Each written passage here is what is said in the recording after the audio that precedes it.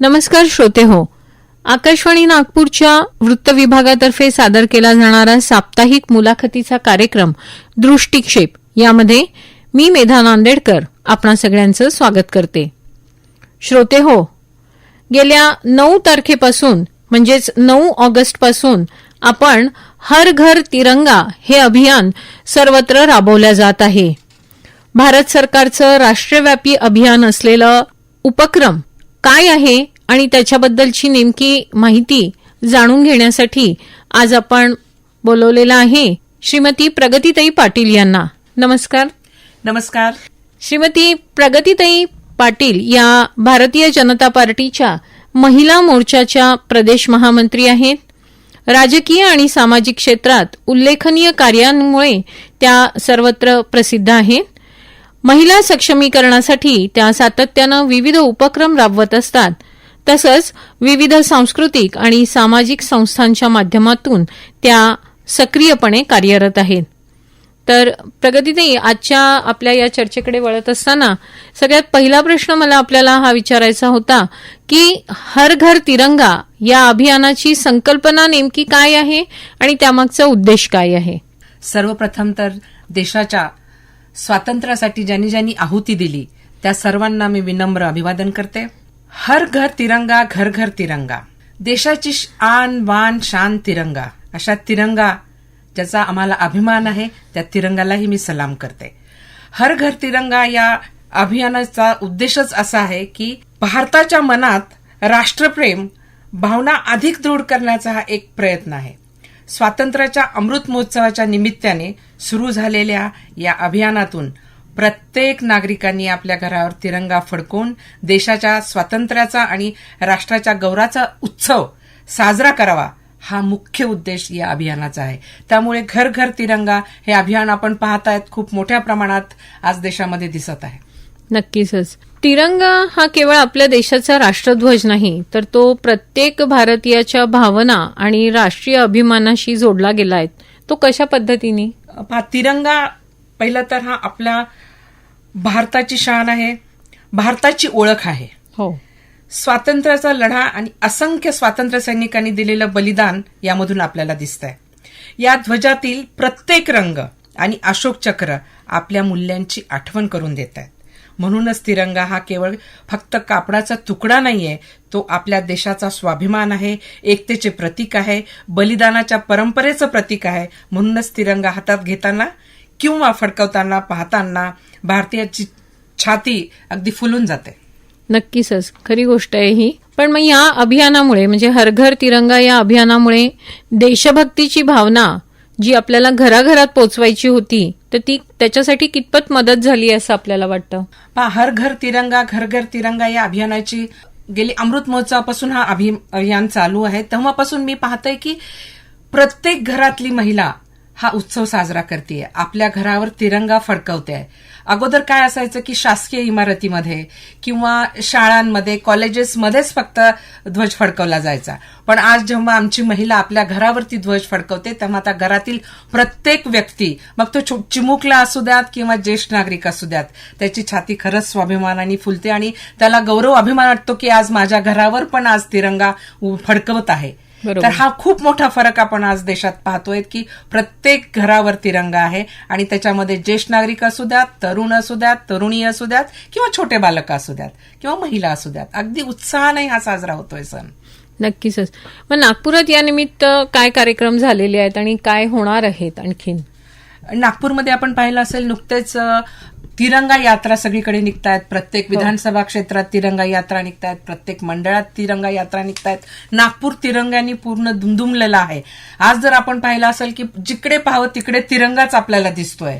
काही ठिकाणी selfie point बनवलेले आहेत, हो. काही ठिकाणी महिलांच्या रॅली निघत आहेत तिरंगा घेऊन, आणि प्रत्येक घरात तिरंगा पोचावा म्हणून आमच्या महिला प्रत्येक घरात स्वतः जाऊन तिरंगा त्यांना देत आहेत, आणि त्या महिला पण आनंदाने आपल्या घरावर तिरंगा उभारताना दिसत आहेत. महिलांचा सहभाग तुम्ही लक्षणीय आहे असं सांगत आहात, पण आजच्या डिजिटल युगातील तरुण पिढीला देखील या अभियानाशी भावनिक आणि सकारात्मक पद्धतीने जोडण्यासाठी आपल्याला काय करता येईल? आजची तरुणाई डिजिटल माध्यमाशी मोठ्या प्रमाणात जोडलेली आहे. त्यामुळे देशभक्तीची भावना आधुनिक माध्यमातून व्यक्त कशी करायची हे आपण यंग मुलाकडून पाहत आहोत. तिरंग्यासोबतच सेल्फी आपण पाहत आहोत, देशभक्तीपर रील्स आपण पाहत आहोत, शॉर्ट व्हिडिओज पाहत आहात. म्हणजे हे सोशल मीडियातर्फे किंवा ह्याच्यातर्फे आपण सगळीकडे आज जर आपण फोन ओपन केला तर फेसबुक असू द्यात, इंस्टाग्राम असू द्यात, सगळीकडे ह्या तिरंग्याचे रील्स आपल्याला पाहताना दिसत आहेत. हे आपण डिजिटल जे माध्यम आहेत त्याच्यातून आपण सगळीकडे पोहोचलेलो आहोत. तळागाळात तर पोहोचतच आहोत, पण त्याच्या मार्फत डिजिटल याच्यामध्ये पण आपण पोहोचलेलो आहोत. पण मग हा राष्ट्रीय ध्वज आज प्रत्येकाला आपण अनुमती मिळालेली आहे किंवा तो अभिमानाने आपापल्या घरांवरती हा झेंडा फडकवतो आहे, पण हा राष्ट्रीय ध्वज आहे आणि तो फडकवताना नागरिकांनी कोणत्या गोष्टींची विशेष काळजी घेणं अपेक्षित आहे? हो, हा खूप मोठा मुद्दा आहे ताई. कारण काय आहे, जेव्हा आपण राष्ट्रध्वजाची मी पाहत आली की राष्ट्रध्वज फडकवताना ज्या प्रकारे तो फोल्ड केला जातो, ज्या प्रकारे तो वरती चढवला जातो, याचं प्रशिक्षण सगळ्यांना नसतं. ते प्रशिक्षण नवीन पिढीला असणं पण अत्यंत गरजेचं आहे. काही ठराविक लोकच तो बांधतात, तर ते बांधताना तो व्यवस्थित बांधलाय की नाही, त्याच्यात जर तुम्ही फुलं टाकली असेल तर ते व्यवस्थित टाकलेत की नाहीत, तो फडकवताना दोरी कुठली ओढायची, हे सगळं माहिती असायला हवं. आणि तो उतरताना पण त्याला राष्ट्रगीत केव्हा म्हणायचं, राष्ट्रगीताला म्हणजे सलामी केव्हा द्यायची, हे पण सगळ्यांना माहिती असायला हवं. आणि उतरल्यानंतर त्याला व्यवस्थित पॅक करून व्यवस्थित ठेवायला पाहिजे, ह्याची दक्षता नागरिकांनी घ्यायला पाहिजे. आपण पाहतोय की प्लास्टिकचे जे फ्लॅग्स आहेत रस्त्यावरती जे विकणारे आहेत त्यांच्यावर कुठेतरी बंदी घातली पाहिजे. कारण काय होतं, खूप वेळा ते फ्लॅग रस्त्यावर पडले जातात, न कळत त्याच्यावरती कुणी पाय देऊन जातं, तर हा कुठेतरी त्या तिरंगाचा अपमान होताना आपल्याला दिसतोय. ते थांबलं पाहिजे. मी या आपल्या आकाशवाणीच्या माध्यमातून सर्वांना एक विनंती करू इच्छिते की हे जे प्लास्टिकचे फ्लॅग घेऊन उभे असतात, त्यांना रोजगारासाठी ते उभे असतात, कदाचित त्यांची राष्ट्रभक्ती खूप असेल म्हणून छोटे मुले उभे असतात, पण त्याचा जो दुरुपयोग होतो तो कुठेतरी थांबला पाहिजे. त्यासाठी सगळ्या नागरिकांनी एकत्र येणं गरजेचं आहे आणि आपल्या राष्ट्रध्वजाचं संरक्षण करणं, त्याला सुरक्षित ठेवणं, त्याचा सन्मान करणं हे नागरिकांची, म्हणजे मला वाटतं नागरिकांनी याची काळजी घ्यायला हवी, जबाबदारी पण आहे ती. हर घर तिरंगा हे अभियान मला असं वाटतं की केवळ 15 ऑगस्ट पुरता मर्यादित न राहता किंवा जो एक आठवडाभर आपण हे अभियान राबवतो आहोत तिथपर्यंत मर्यादित न राहता आपली जी देशाबद्दलची जबाबदारी आहे त्याची कर्तव्याची जाणीव निर्माण करू शकण्यासाठी या अभियानाची कशी मदत होऊ शकेल?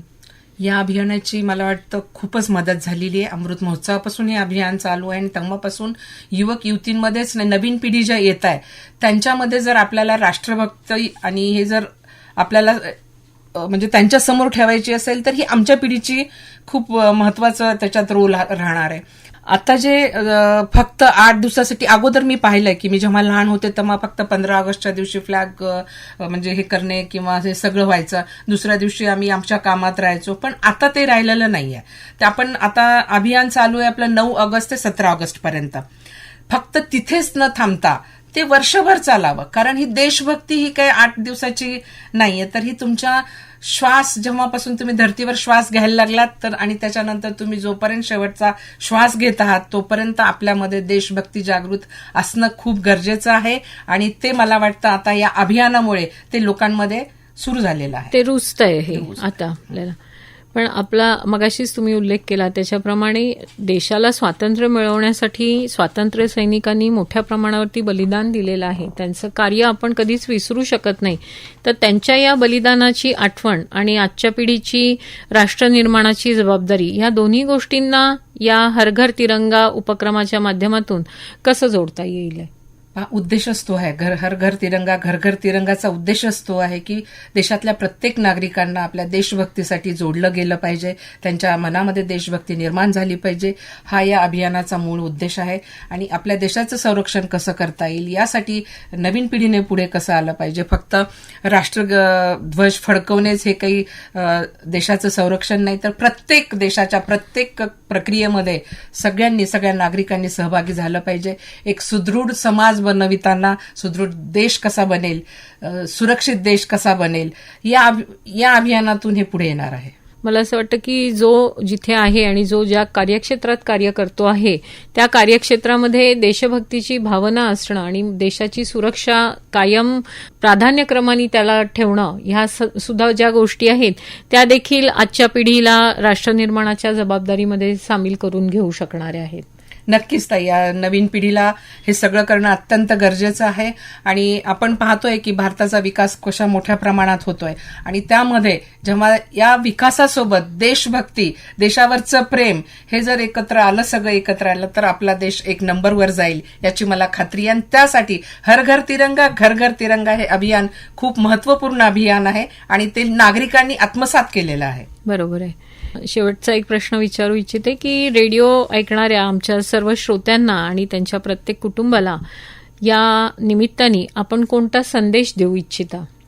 मी आज आपल्या मार्फत नागपूरकरांना एक संदेश देऊ इच्छिते की आपल्या घरावर तिरंगा फडकवा, त्या तिरंगाचा सन्मान करा आणि तो फडकवित असताना जो अभिमानाने तुमची छाती खरंच फुलून येईल त्याचा आनंद तुम्ही आनंद आत्मसात करा. आणि राष्ट्रावरचं जे प्रेम आहे ते असंच निरंतर ठेवा आणि सगळे आपण एकत्र येऊन एक चांगलं राष्ट्र बनवण्यासाठी आपण एकत्र येऊया.